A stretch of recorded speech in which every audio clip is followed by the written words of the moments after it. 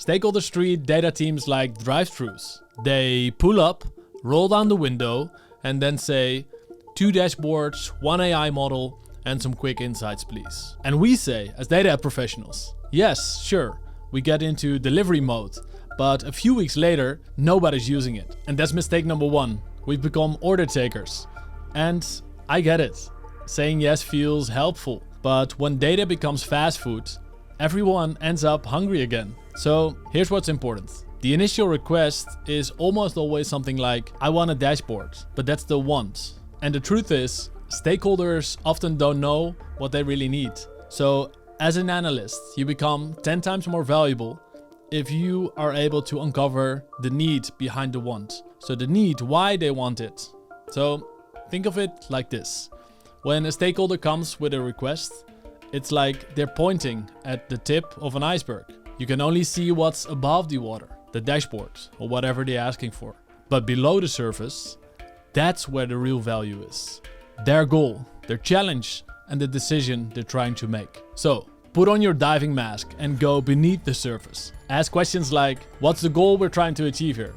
And what's the challenge we're trying to solve? And what decision do you want to make with this data? And when you do that, something changes. You're not just delivering data, you're solving problems. You're influencing decisions. So in other words, you're not reactive, you're proactive. You're co-creating with stakeholders. That's when they stop seeing you as just a data provider and they start seeing you as a trusted business partner. So now you know how to avoid the order taker trap. But even when you ask the right questions, there's another mistake that keeps you trapped in urgent requests.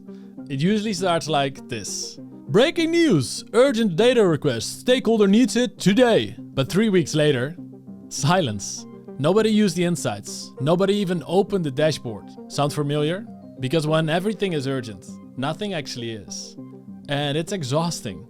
You end up firefighting all week. And still, you never have time for the things that really matter. Here's how to change that. First, challenge the urgency. Calmly. Ask, what happens if we deliver this next week instead of today? Second, ask the real deadline. This week is super busy.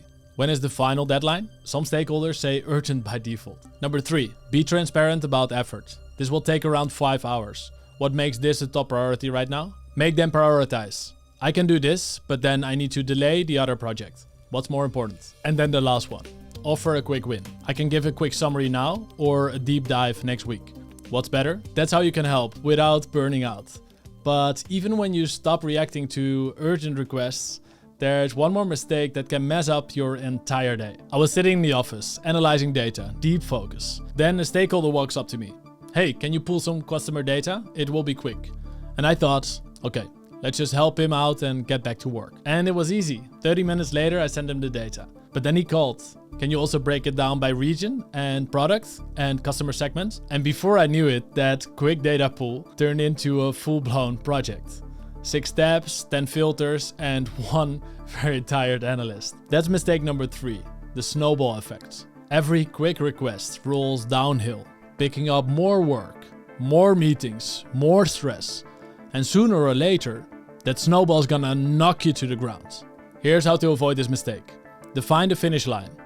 Ask, what's the output you need and how will you use it? Anticipate follow-ups. Based on past requests, do you also need X? Spot black hole requests. Once you have the data, what will you do differently? If they cannot answer this clearly, you've just saved yourself a week of work. You've learned how to handle urgent requests and avoid data snowballs. But here's one last challenge. And it's not technical, it's emotional. Here's a confession. I've been a people pleaser for most of my life. And it's hard. Because if I say no, my brain goes, what will they think of me? That I'm not friendly? That I'm not helpful? So instead I say yes too quickly. And it's sneaky because saying yes feels good in the moment, right? It keeps the peace and everyone's happy. But what happens a week later, I feel overwhelmed and the insights I delivered, are they really changing anything? That's mistake number 4. The people pleaser. People pleasing leads to disappointment. So here's how to create results instead. First, fix your mental model, because many analysts think saying yes is being helpful and pushing back is being difficult. But it's actually the opposite. Pushing back, meaning asking questions, setting boundaries, that is how you help. It is how you and your stakeholder uncover what truly matters, and deliver something that actually creates impact. But the question is, how do you push back without sounding difficult? Well, here's an example. I understand it's urgent. To make sure the insights will help you reach your goal, I'll ask a few questions first. Why does this work? You show them that pausing and pushing back is in their own interest.